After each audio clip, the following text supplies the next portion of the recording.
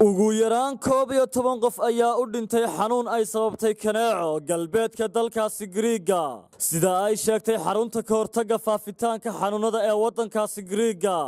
astaamaha fayraskan ayaa waxaa lagu sheegay inay ka mid yihiin qandho madax xanuun iyo weliba daal ururka caafimaadka ee Atenis ayaa ugu baaqay wasaaradda caafimaadka inay hirgeliso qorshe si wax looga qabto faafitaanka fayraskan qaar ka mid ah kiisaska fayraskan kaneecadu sababtay oo gaadhaya ilaa 130 ayaa laga soo sheegayaa waddanka oo dhan gaar ahaan deegaanka Atika qaybo ka mid ah waddanka Macedonia iyo weliba meelo kale oo ka mid ah qaaradda Yurub dhaqtaradan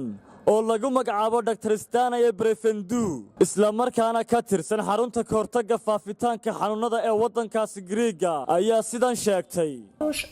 Η καταγραφή των ανθρώπινων κρουσμάτων ξεκίνησε πιο νωρίς σε σχέση με άλλες χρονιές. Sanadkan waxaanu haynaa kiisas ka badan kuwii horey u jiray kiisaska hore ee fayraska taasi waa dhacdo ka dhacda dalalka kale ee Yurub sidoo kale waqtigii ugu horeysay ee bilaabashada fayraskan kaneecadu sababta ayaa uu aad u kordhay waxa dhacdadaasi ahayd markii fayraskaasi ku faafay waddanka Romania sanadkii